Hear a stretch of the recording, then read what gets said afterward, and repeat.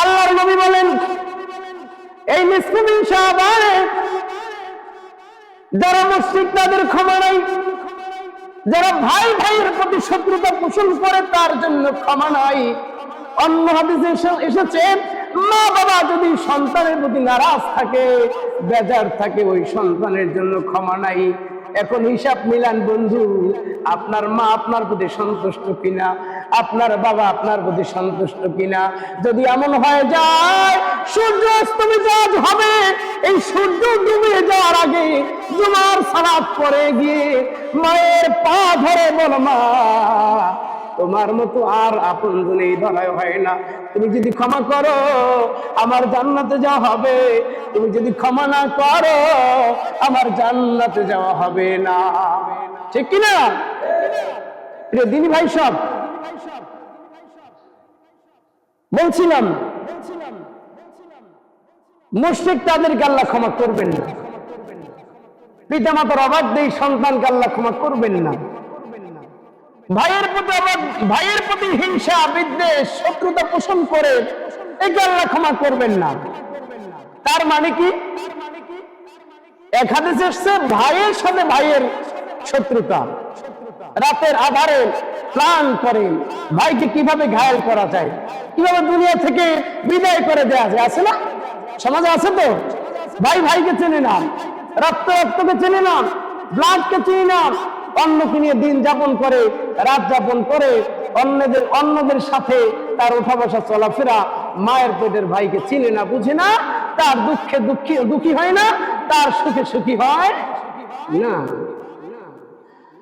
আরেকটি হলো যে মানুষ মানুষের প্রতি হিংসা বিদ্বেষ রাখা। দিন এমন একটি শান্তির বিধান, আদ-দীনুন নাসিহা, সর্বদা এই কথার ব্যাখ্যা মুহাদ্দিসিনে কেরাম লিখেছেন যে সর্বদা সব সময় আপনি আপনার জায়গা থেকে, আপনি যদি বাবা হন সন্তানের জন্য কল্যাণ কামনা করবেন সর্বদাই। অর্থাৎ আপনি আপনার জায়গা থেকে আপনার ছেলে মেয়ে, মা বাবা, জোরের ভাই বোন, আত্মীয় স্বজন, কাছের জন, দূরের জন, প্রতিবেশী, এলাকার মানুষ, সমাজের মানুষ, সর্বত্র সব সময় পরকারের উদ্দেশ্যে আপনি ভালোবাসবেন, মোহাব্বত করবেন, কল্যাণ কামনা করবেন। মুসলমান যদি হয়ে থাকেন, মুমিন হিসেবে পরকালে উঠতে চান, তো ক্ষতি করার, ক্ষতি সাধন করার, বিপদে ফেলবার চিন্তাই করতে পারেন। সম্মানিত প্রিয় দ্বীনী ভাই সব, আমরা আছি রমাদানুল মুবারকের খুব কাছাকাছি এক সময়ে উপনীত হয়েছি। আল্লাহ রাব্বুল আলামিন এর হাবিব রমাদান মাস আসার আগে আগে রজব মাসই আমাদেরকে দোয়া শিখিয়েছেন। আল্লাহর নবী বলতেন, আল্লাহুম্মা বারিক লানা ফি রজব ওয়া শাবান ওয়া বাল্লিগনা রমাদান। ওহে আল্লাহ, রমাদান আসার আগে তোমার কাছে দোয়া করছি, রজব শাবান মাসের বারাকাত দান করো, রমজান মাস পর্যন্ত আমাদের হায়াতকে বাড়িয়ে দাও।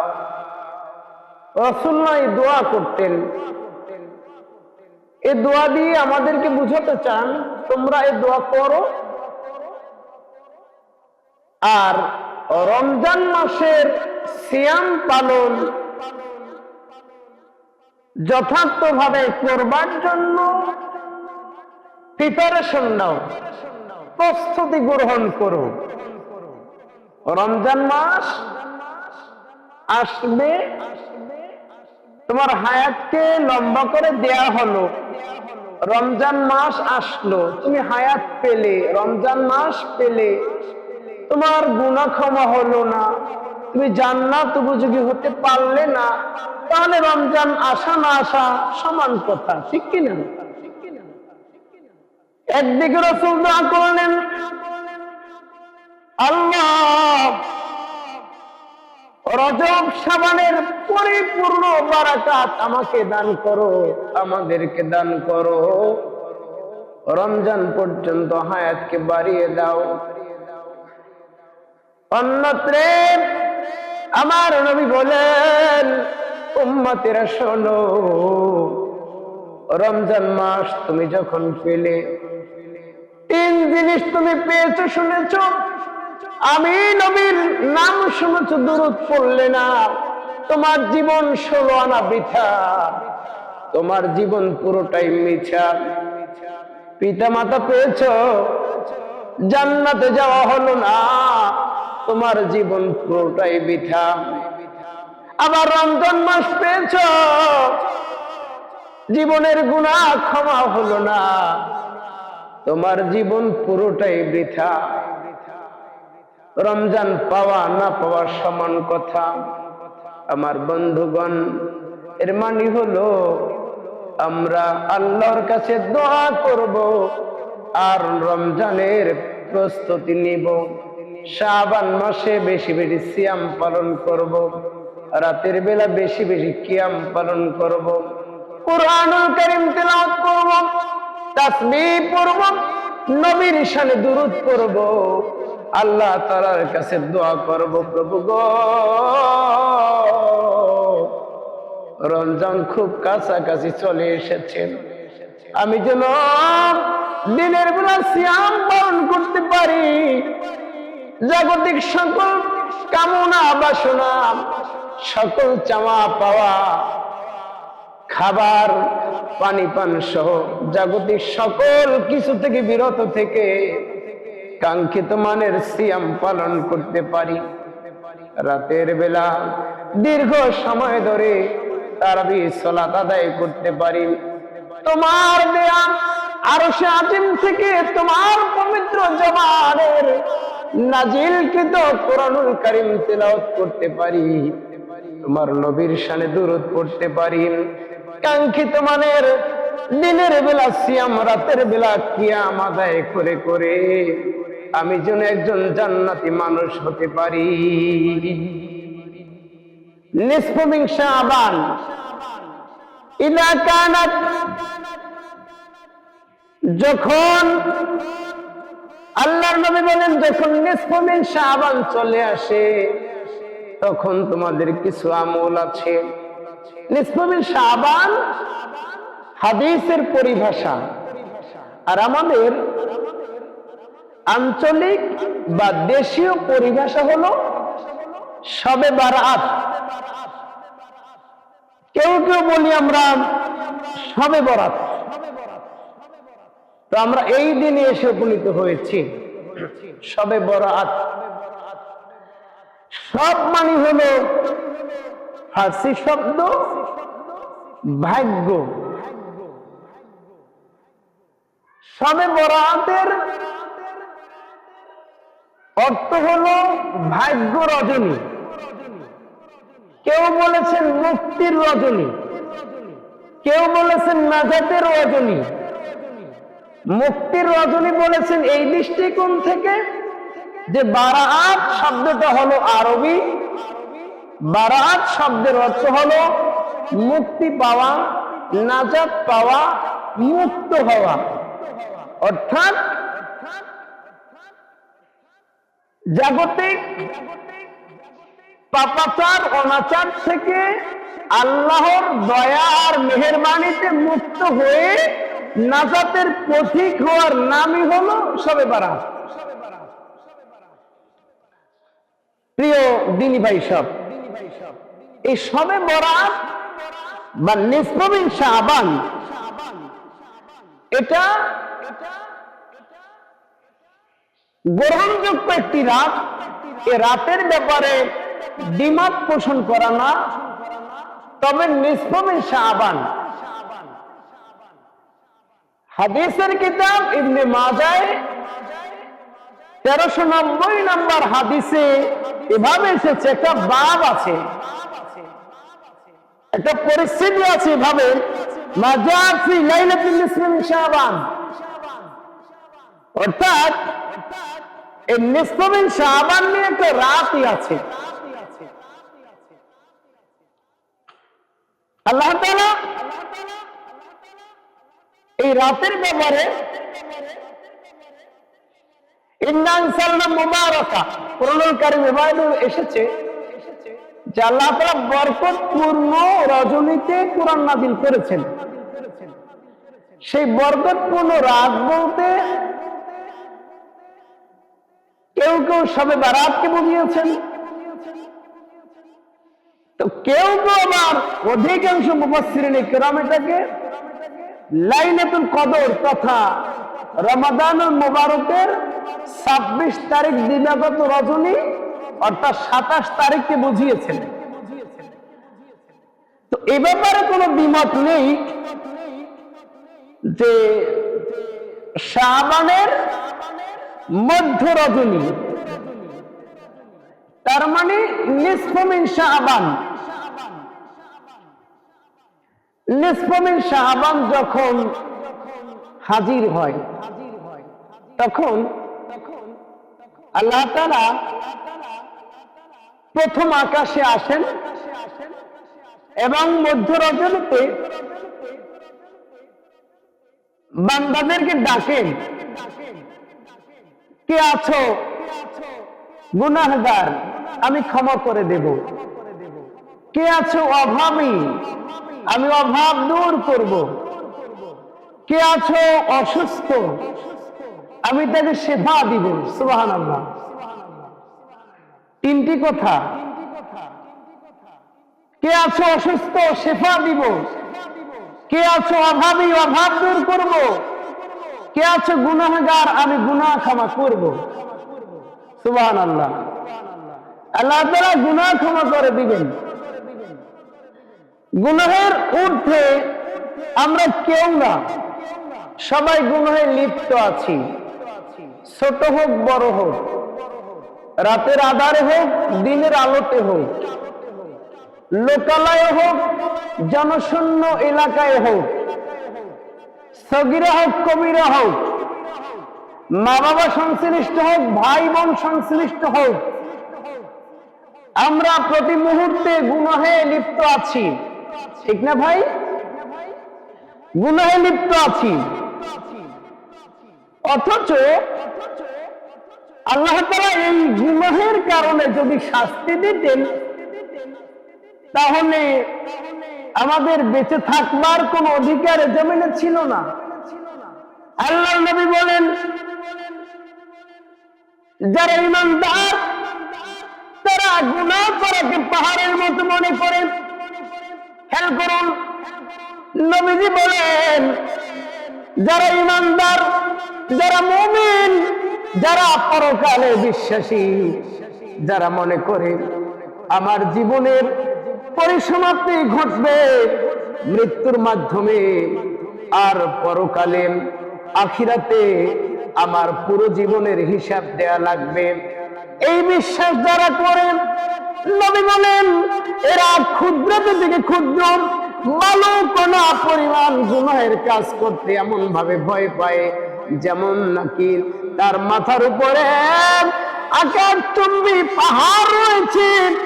এই বালুকণা পরিমাণ গুনাহ করবে যখন, আকাশচুম্বী পাহাড় তার মাথার উপরে পড়ে যাবে, মানুষটা খতম হয়ে যাবে, মরে যাবে। ঈমানদারেরা পাহাড়কে যেরকম ভয় পায়, মাথার উপরে আছে পাহাড়, বালুকণা পরিমাণ গুনাহ করলেই পাহাড় তার মাথার উপরে চেপে বসবে, লোকটি মারা যাবে, এমন করে গুনাহকে ভয় পায়। আর যারা কাফির, যারা সত্যের অস্বীকারী, যারা পাপাচার, যারা খারাপ লোক, যারা দুনিয়ার পাগল, যারা ধন দৌলতের পাগল, যারা চাঁদাবাজ, যারা সন্ত্রাস, যারা অন্যায় অবিচারে সব সময় লিপ্ত থাকে, ওই পাপাচার ব্যক্তি গুনাহকে মাছির মতো মনে করে, মাছি চোখের সামনে আসলো চলে যাবে, এমন করে খুব স্বাভাবিক মনে করে ছোট গুনাহ থেকে বড় গুনাহ পর্যন্ত। নাউজুবিল্লাহ।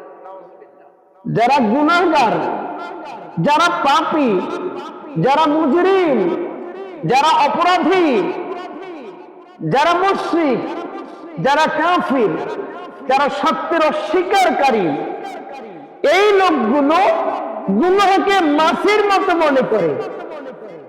মাছি চোখের সামনে আসলো, চলে গেল, স্বাভাবিক মনে করে। যারা ইমানদার তারা গুনাহকে পাহাড়ের মতো মনে করে। গুনাহ করব, এই জবাব রবের কাছে কি দিব, কি বলবো? আল্লাহ তুমি কি শান্তি সুশীতল এক পৃথিবীতে তুমি এমন নাজ নিয়ামত অঙ্গ প্রত্যঙ্গ দিয়ে তুমি সাজিয়ে গুছিয়ে সুন্দর সুচারুরূপে পৃথিবীতে বেঁচে থাকবার এমন এক পরিবেশ করে দিয়েছো, আমি কি করেই না গুনাহ করি? আমি জান্নাত যাব তো যাব কি করে? আমি গুনাহে লিপ্ত হই কি করে? প্রিয় দিনী ভাই, সবে বরাত আজ সূর্য অস্তমিত হলেই শুরু হবে। সবে বরাত যখন আসে, সুনান মাজার যে হাদিসটি আমি বলতে চাচ্ছিলাম, আল্লাহর নবী বলেন, ইন্নাল্লাহা লা ইয়াত্তালিহু ফি লাইলাতিন নিসফি মিন শাবান, যখন নিসফু মিন শাবান, শাবান মাসের মধ্য রজনী অর্থাৎ 15 তারিখ রাত চলে আসে, আল্লাহ রাব্বুল আলামিন জমিনের ভিতরে তার সকল সৃষ্টির প্রতি দৃষ্টিপাত করেন, তার জমিনের সকল সৃষ্টির প্রতি দৃষ্টিপাত করেন। ফায়াগফিরু লিজামিই খালকিহি, আল্লাহ তাআলা জমিনবাসী সবাইকে ক্ষমা করে দেন, সবাইকে মাফ করে দেন। ইল্লা লিলমুশরিক আও মুশাহিন, তবে 2 শ্রেণীর লোককে আল্লাহ ক্ষমা করে না, যারা মুশরিক এবং হিংসা বিদ্বেষ পোষণ করে। যারা মুশরিক আর যারা হিংসা বিদ্বেষ পোষণ করে। হযরত আবু বকর সিদ্দিক রাদিয়াল্লাহু আনহু, হযরত আবু মুসা আশআরী, আব্দুল্লাহ ইবনে মাসউদ রাদিয়াল্লাহু আনহু সহ কয়েকজন প্রখ্যাত সাহাবী রিদওয়ানুল্লাহি আলাইহিম আজমাইন হাদিস এভাবেই বর্ণনা করেছেন, রাসূলুল্লাহ 2 শ্রেণীর ব্যক্তিকে সে রাতে ক্ষমা করা হয় না। 1 নাম্বার মুশরিক, 2 নাম্বার বিদ্বেষ পোষণকারী। এক হাদিসে এসেছে বিদ্বেষ পোষণ মানে আপন ভাইয়ের সাথে হিংসা বিদ্বেষ, আপন ভাইয়ের সাথে, সহোদর ভাইয়ের সাথে শত্রুতা পোষণ করা। দিন নাই, রাত নাই, সকাল নাই, সন্ধে নাই, অন্য মানুষের সাথে সম্পর্ক খুব ভালো, অন্য বংশের মানুষের সাথে চলাফেরা খুব, নিজের আপন ভাই অর্থাৎ মা বাবা এক, এমন ভাইকে দেখতে পারে না। রাসূলুল্লাহ বললেন, এমন ভাইয়ের প্রতি হিংসা বিদ্বেষ পোষণকারী, শত্রুতা করে এমন ভাইকে এই নিসফু মিন শাবানে ক্ষমা করা হবে না। তার মানে হলো মুশরিক যারা, তাদেরকে ক্ষমা করা হবে না। ভাই সব ওহে কবর পথের যাত্রী, আল্লাহর নবীর হাদিস থেকে শোনাচ্ছি মুশরিক কিভাবে হয়। রাসূল কারীম সাল্লাল্লাহু আলাইহি ওয়াসাল্লাম বলেছেন, মান সাল্লাত ইউরাই ফাকাদ আশরাক, যে ব্যক্তি সালাত কায়েম করলো অন্যকে বোঝাবার জন্য, অন্যকে দেখানোর জন্য, ওই ব্যক্তি নিজের অজান্তেই মুশরিক হয়ে গেল। ওয়া মান সামা ইউরাই ফাকাদ আশরাক, যে ব্যক্তি রমজানে রোজা পালন করলো অন্যকে রোজাদার বোঝাবার জন্য, অন্যকে বুজুর্গের পরিচয় দেওয়ার জন্য, আল্লাহর নবী বলেন তুমি নিজের অজান্তেই মুশরিক হয়ে গিয়েছো। ওমান সাদাকাতা ইউরাই ফাকাদ আশরাক, যে ব্যক্তি দান সাদাকা করলো অন্যকে বোঝাবার জন্য, দানশীল হওয়ার জন্য, নবীর খেতাব পাওয়ার জন্য আল্লাহর নবী বলেন, মুসলমানের সন্তান হলেও তুমি নিজের অজান্তে মুশরিক হয়ে গিয়েছো। তুমি মুশরিক। তার মানে হলো সৈয়দ কুতুব শহীদ রাহিমাহুল্লাহ সূরা বনী ইসরাঈলের ওয়াজিব আয়াত কারিমা ক্বাদা রাব্বুকুম আল্লা তা'বুদু, এই আয়াতের ব্যাখ্যা লিখতে গিয়ে মুফাসসির সৈয়দ কুতুব শহীদ রাহিমাহুল্লাহ বলেছেন, আল্লাহর ইবাদত, আল্লাহর গোলামি, আল্লাহর দাসত্ব বলতে যা বোঝায় সালাত কায়েম থেকে শুরু করে সিয়াম পালন, হজ আদায়, যাকাত আদায়, মানবতার কল্যাণে কাজ, এতিমের মাথায় আদরের পরের বিছানা থেকে শুরু করে সকল ভালো কাজের আঞ্জাম দেয়া, সকল ফরজ বিধানগুলো পালন করা শুধুমাত্র আল্লাহ ছাড়া আর কারো নামে হবে না। আল্লাহ তাআলার নামে সকল ইবাদতকে মডিফাই করতে হবে, আল্লাহ তাআলার জন্য সকল ইবাদত নিবেদন করতে হবে, আল্লাহর জন্য, আর কার জন্য? আর কারোর জন্য নয়, আর কারোর জন্য নয়। যদি করেন আপনি মুশরিক হলেন। রাসূলুল্লাহ বলেন, এই মুশরিকের জন্য শাবানের 14 তারিখ দিবাগত রাত অর্থাৎ 15 তারিখে ওই মুশরিকের জন্য ক্ষমা নাই। অন্য হাদিসে এসেছে,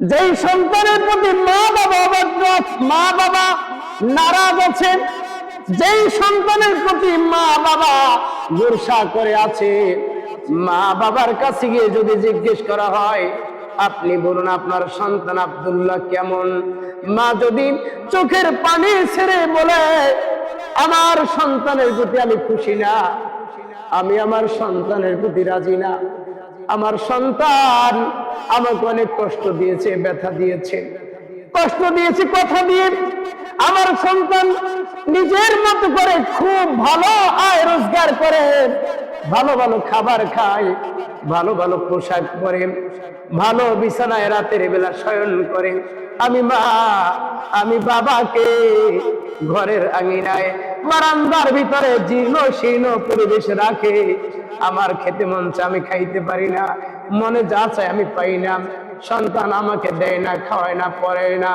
আমি আমার সন্তানের প্রতি খুশি না। আল্লাহর নবী বলেন, ও নবীর উম্মত, নবীর উম্মত বলে যদি পরকালে উঠতে চাও, ও যুবক, নবীর উম্মত বলে যদি পরকালে উঠতে চাও, নবীর শাফাত যদি পেতে চাও, নবী বলেন মা বাবা যদি তোমার প্রতি অবাধ্য থাকে, মা বাবা তোমার প্রতি যদি খুশি না থাকে, তাহলে নিসফুল শাবান, শাবানের মধ্যে রজনীতে তোমার জন্য ক্ষমা নাই, রমজান মাসে তোমার জন্য ক্ষমা নাই, তোমার জন্য আল্লাহর জান্নাতে যাওয়া হবে না,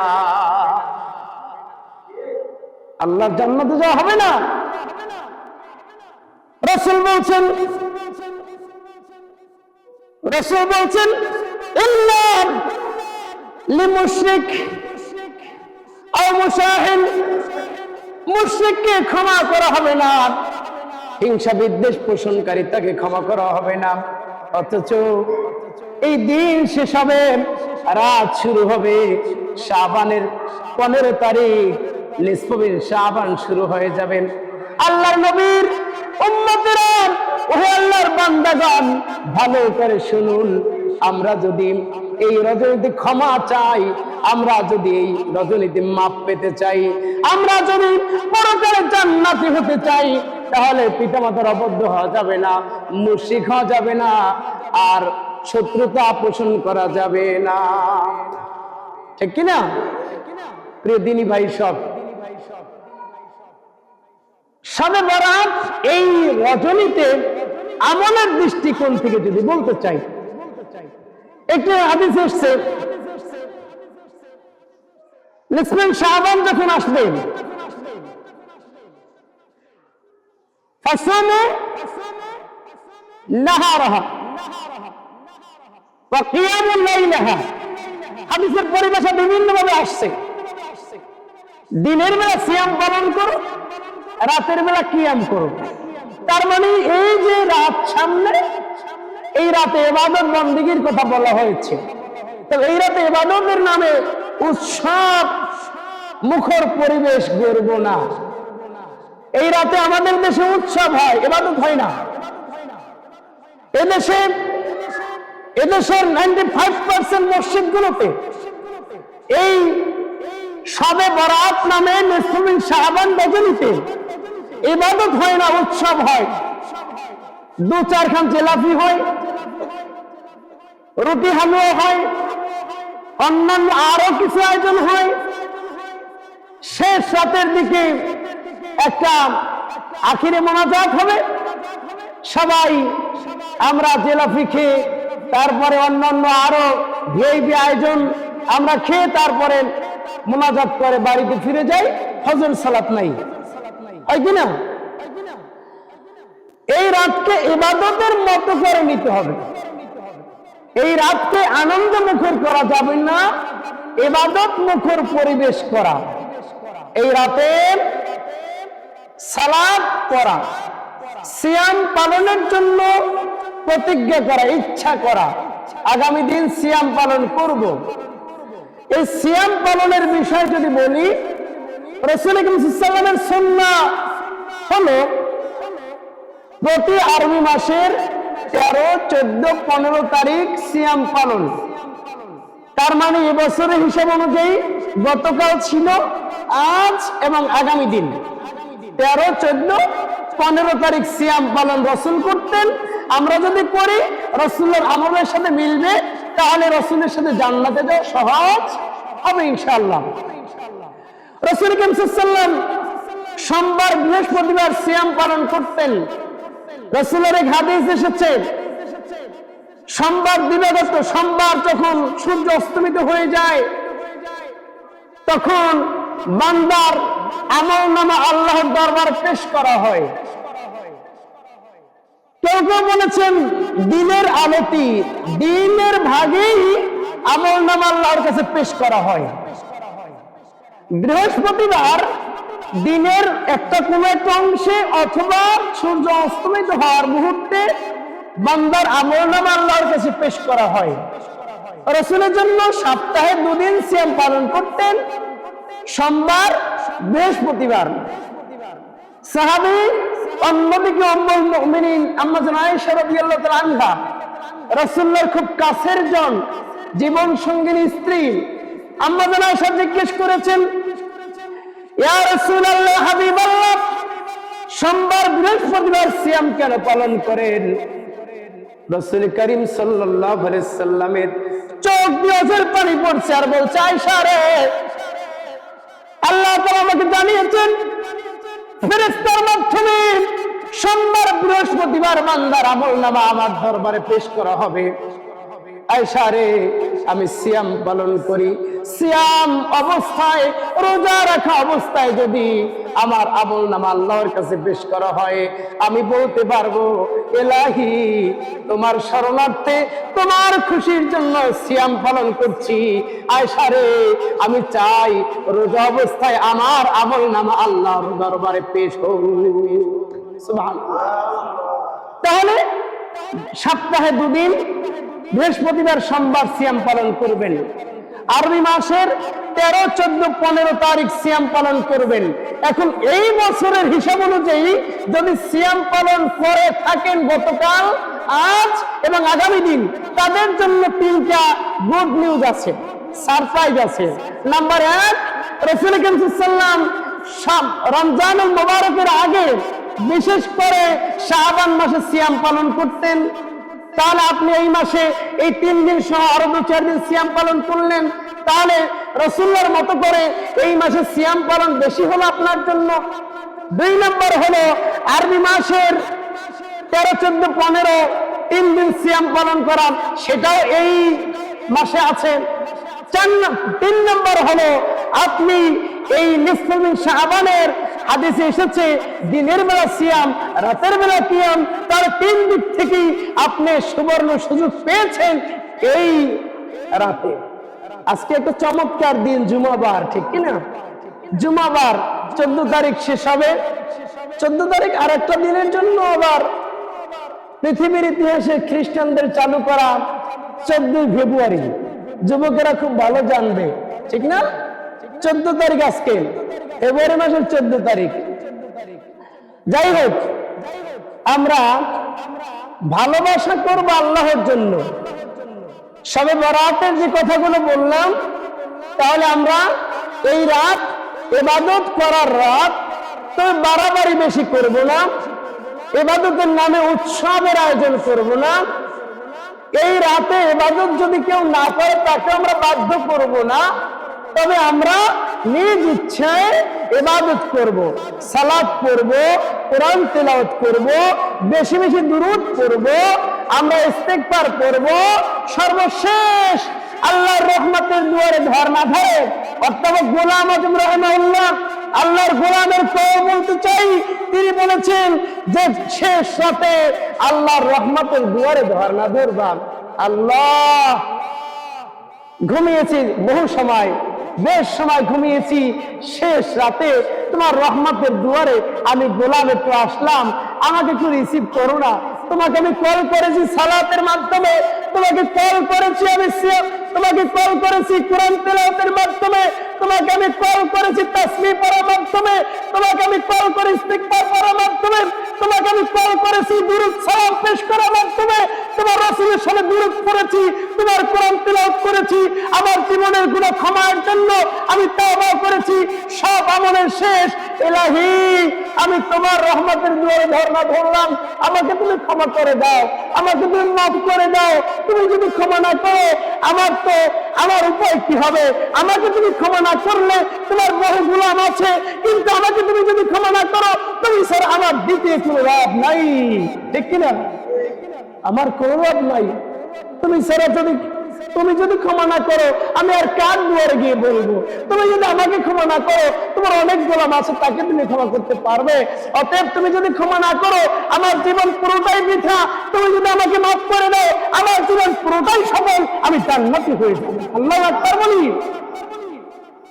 প্রিয় দিনী ভাই সব, হে আল্লাহর গোলাম, নবীর উম্মত, ভালোবাসা দিবস আজকে, তাই না? ভালোবাসা দিবস, ভ্যালেন্টাইন। 270 খ্রিস্টাব্দ, আজ থেকে প্রায় 1200 বছর প্লাস আগে রোম সম্রাট ছিল। সূরা রোম নামে একটা সূরা আছে কোরআনুল কারীমে। রোম সম্রাট, এই ক্লডিয়াস নামের এক রোম সম্রাট, রোম রাজা সেনাবাহিনীদের প্রতি ফরমান জারি করেছিল যে রাষ্ট্রীয় দায়িত্ব পালন করতে গিয়ে যদি পুরুষরা বিয়ে করে, তাহলে তাদের বিয়ে করা যাবে না। যদি বিয়ে করেন, শারীরিক শক্তি কমে যাবে, রাষ্ট্রীয় দায়িত্ব ঠিক মতো আদায় হবে না, অতএব তাদেরকে তারা বিয়ে করতে পারবে না। এভাবে তদানীন্তন সময়ে রোম সম্রাট ক্লডিয়াস আইন পাস করেছিল পার্লামেন্টে। সে আইন অনুযায়ী দেশ চলছে। হঠাৎ করে ভ্যালেন্টাইন নামের এক লোক, খ্রিস্টান, এই লোকটি সেনাদেরকে পরামর্শ দিচ্ছে যে শোনো, বিয়ে না করে জীবন কিভাবে চলে, তাহলে বিয়ে করবে। এই বার্তা যখন তৎকালীন সময় রোম সম্রাট ক্লডিয়াস জানতে পারল, সে তখন ও ভ্যালেন্টাইন তাকে গ্রেফতার করলো, কারারুদ্ধ করলো। লোকেরা তাকে দেখতে গেল। দেখতে গিয়ে এক মেয়েও তখন এই ভ্যালেন্টাইনকে দেখতে যায়। কারাগারে দেখতে গিয়ে ওই ভ্যালেন্টাইনের সাথে একজন আরেকজনকে ভালো লাগা শুরু হয়, সেখান থেকে বিয়ে শাদী হয়। এখন রোম সম্রাটের আইন লঙ্ঘন হয়েছে, ওই আইনের আওতায় এনে তাকে ফাঁসিতে ঝুলানো হয়। দিনটা ছিল 270 খ্রিস্টাব্দের 14 ফেব্রুয়ারি। আর ওই সময়ে খ্রিস্টানদের পোপ বা খ্রিস্টানদের পাদ্রী যে ছিল, সে আবার এটাকে ইতিহাসে স্মরণীয় করে রাখবার জন্য এটাকে বিশ্ব ভালোবাসা দিবস নামে খ্যাত করলো, নাম দিল। তাহলে বোঝা গেল এই 14 তারিখ ভালোবাসা দিবস নামের যেটা চালু করলো খ্রিস্টান, মায়ের জড়ালো খ্রিস্টান, আইন করলো খ্রিস্টান, সবকিছু করলো খ্রিস্টান।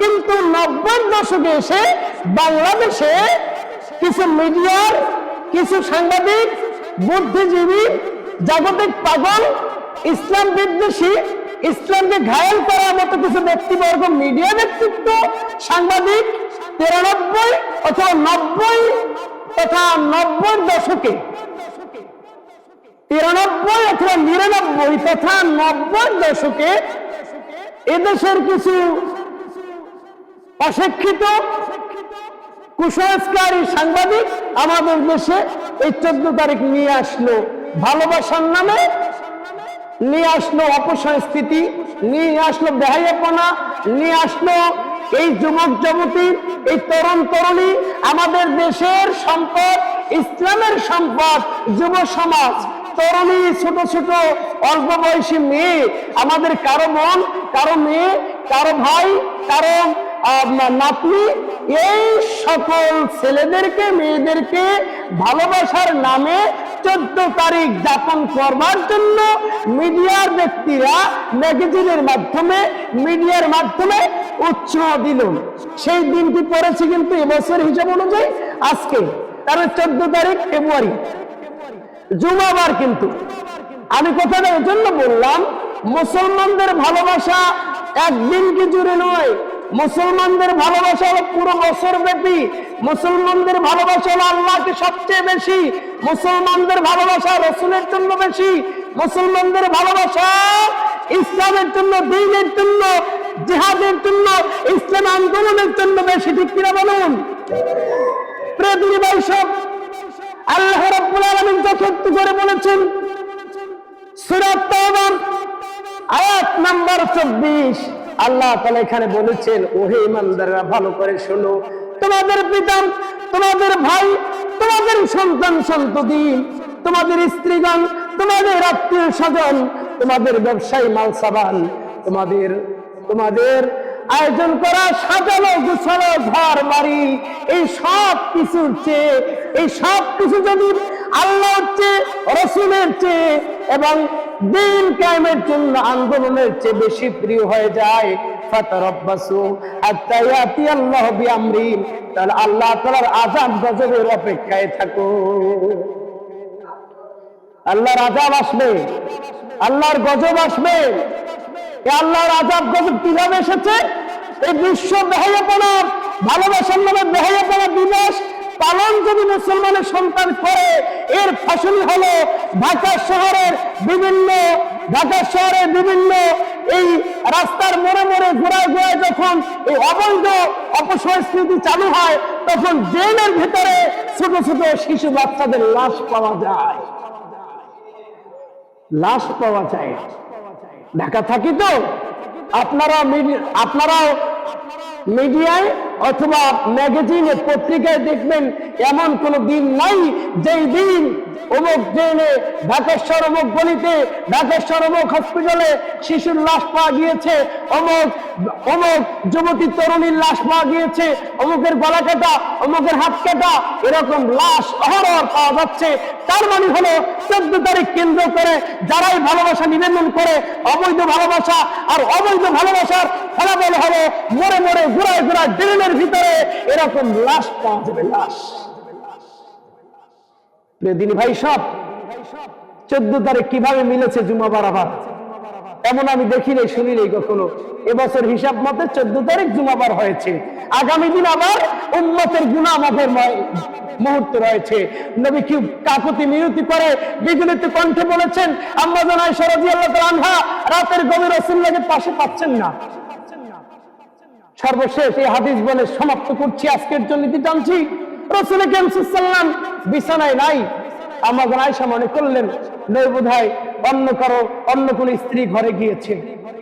আম্মা জান আয়েশা ঘর থেকে বেরিয়ে পড়লেন, আম্মা জান আয়েশা ঘর থেকে বেরিয়ে দেখলেন রাসূল করিম সাল্লাল্লাহু আলাইহি ওয়াসাল্লাম এই মসজিদ নববীতে কোন বর্ণনা আসে যে মসজিদ নববীর পাশে যে আল্লাহু আকবার কাবীরা সেই জান্নাতি ময়দান রয়েছে, সেখানে রাসূল করিম সাল্লাল্লাহু আলাইহি ওয়াসাল্লাম সিজদা অবনত মস্তকে উঠে আছেন।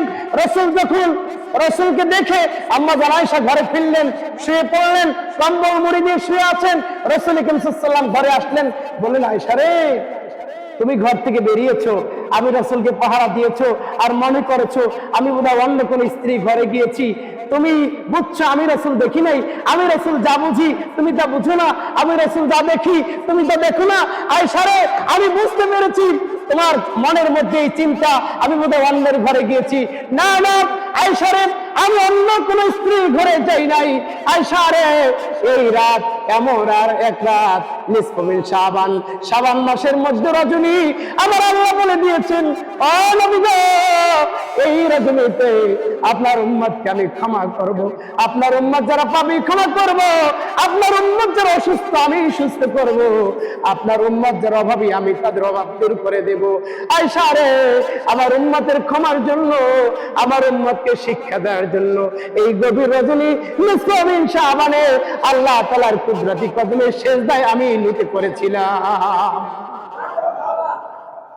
প্রিয় দিনী ভাই সব, এই রাতকে আমরা উৎসবের রাত মনে না করে ইবাদতের রাত মনে করে কাঙ্ক্ষিত মানের হক আদায় করে সালাত আদায় করব, আমরা তাসবিহ পড়ব, তাহলিল পড়ব, ইস্তিগফার পড়ব, নবীর প্রতি বেশি বেশি দুরূদ পড়ব, সর্বশেষ নিজের জন্য, মা বাবার জন্য, আপনজনদের জন্য, মুসলিম উম্মার জন্য, উলামায়ে কিরামদের জন্য দোয়া করব। আপনারা মনে করেন উলামায়ে কিরাম আপনাদের দুশমন? উলামায়ে কিরাম তাদেরকে আপনি দাওয়াত দেন আর নাই দেন, উলামায়ে কিরাম রাতের আধারে আপনাদের জন্য দোয়া করে, আপনার কল্যাণের জন্য দোয়া করে, এই মানুষের জন্য দোয়া করে, মৃত ব্যক্তিদের জন্য দোয়া করে, শান্তির জন্য দোয়া করে। আর তথা কথিত রাত 12টার পর যারা টকশোতে বসে ওদের মাথায় একটা চুল নাই, মাথা বোধহয় এয়ারপোর্ট হয়ে আছে, এরা আলেম ওলামাদেরকে বিষোদাগার করে। আলহামদুলিল্লাহ, এখন বর্তমান সময়ের শাসক যারা আছেন তাদের আমলে অন্তত আলেম ওলামা ইসলামকে বিদ্বেষমূলক কটাক্ষ করতে পারে না। আলহামদুলিল্লাহ, সবাই মিলে আলহামদুলিল্লাহ। প্রিয় দিনী ভাই সাহেব, সর্বশেষ কথা হলো আমরা শবে বারাত নামের এই নিসফ মিন শাবানকে কাঙ্ক্ষিত মানের হক আদায় করে ইবাদতে মশগুল হয়ে যাই। আমরা পিতামাতার অবাধ্য হব না, তাহলে আল্লাহর ক্ষমা মিলবে না। যদি আমরা মুশরিক হই, আল্লাহর ক্ষমা মিলবে না। যদি আমরা ভাই বোনদেরকে শত্রু মনে করি, তাহলে আল্লাহর ক্ষমা মিলবে না। কয়টা বলেছি? তিনটে কথা বলেছি। এই রাতে 3 শ্রেণীর ব্যক্তিকে আল্লাহ ক্ষমা করবেন না। মা বাবা যদি আপনার প্রতি অখুশি থাকেন, আল্লাহ ক্ষমা করবেন না। যদি আপনি মুশরিক হন, আল্লাহ ক্ষমা করবেন না। ভাই বোনদের প্রতি আপনার শত্রুতা পোষণ, আল্লাহ ক্ষমা করবেন না। সমাজবাসীর প্রতি আপনার শত্রুতা পোষণ, আল্লাহ ক্ষমা করবেন না। রব্বুল আলামিন আমাদের সবাইকে ভুলগুলো শুধরিয়ে ন্যায়ের পথে, ইনসাফের পথে, শান্তির সমাজ গড়বার জন্য সবাইকে তৌফিক দান করুন। আল্লাহ রাব্বুল আলামিন রহমতের চাদর দিয়ে আমাদের সবাইকে হেফাজত করুন।